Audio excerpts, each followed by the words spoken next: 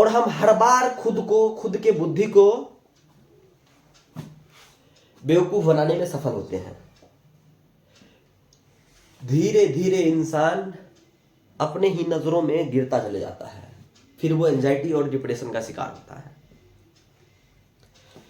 वही उसके विपरीत, जिसके कारण से आप इन सब सारे डिसिप्लिन को, सारे कामों को और सारे ज्ञानों को आपने बहाना बनाया, वो क्यों बनाया उस पर अगर थोड़ा सा ध्यान देके देखेंगे तो उसके पीछे आलस है, उसके पीछे वासना है और उसके पीछे क्रोध है, ईगो है।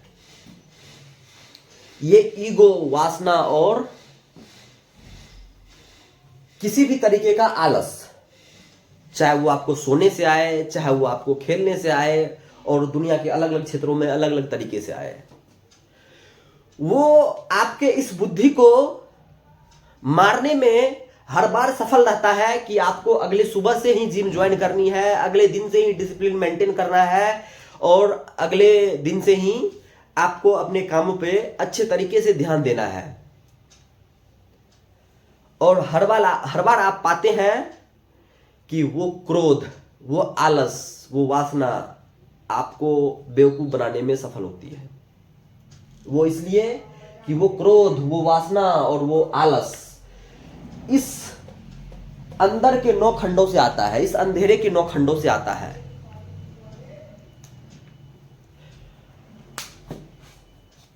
हम जो भी ज्ञान लेते हैं, जो भी समझ लेते हैं स्कूल से, कॉलेज से, यूनिवर्सिटी से, वो केवल और केवल इस सरकमफ्रेंस से लेते हैं, ज्ञान के बिल्कुल बाहरी हिस्से से लेते हैं।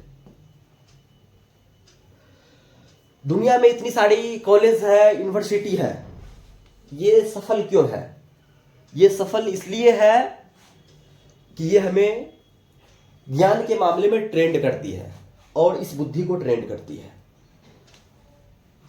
बुद्धि के 10वें हिस्से को ट्रेंड करती है।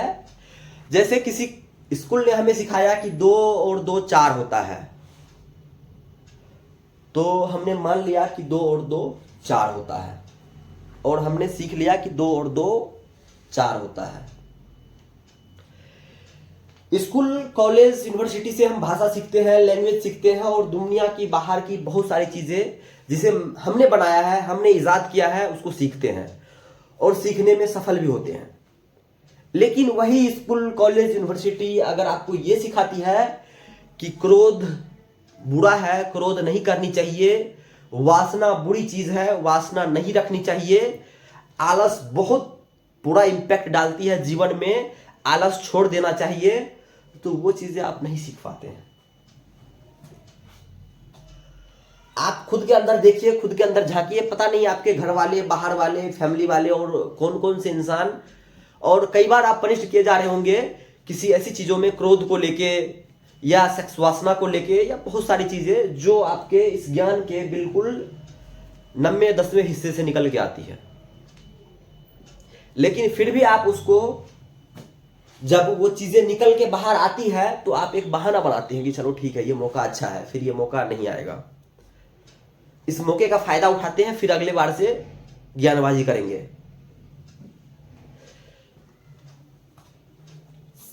क्यों ऐसा? इसलिए होता है कि ये हमारे बुद्धि के बिल्कुल सेंटर से निकल के आता है।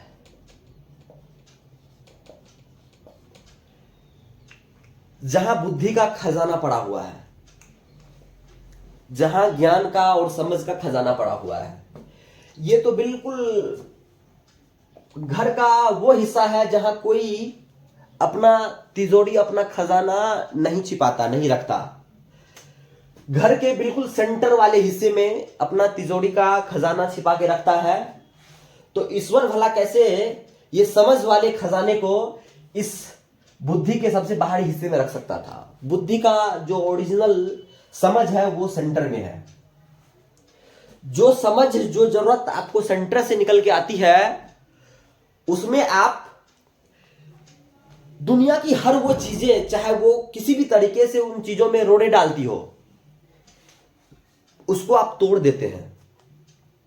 अगर कहीं लड़कियों से मिलने जाना हो तो आपको ये नहीं दिखेगा कि ठंड है, आपको ये नहीं दिखेगी कि 50 किलोमीटर या 500 किलोमीटर की डिस्टेंस है, आपको ये नहीं दिखेगा कि रात के 2 बज रहे हैं। वो इसलिए कि ये सेंटर कहता है कि हमें उससे मिलना है। तो दुनिया की हर वो चीजें, हर वो बाउंडेशन आप तोड़ने को तैयार हो जाते हैं जो आप कभी इसकी जरूरत पे नहीं तोड़ सकते हैं, जो आप कभी अपने इस बुद्धि के बाहरी समझ वाले जरूरत के लिए नहीं तोड़ सकते हैं। तो प्रश्न यह है कि आखिर हम अपने समझ को इस सेंटर तक कैसे पहुंचाएं।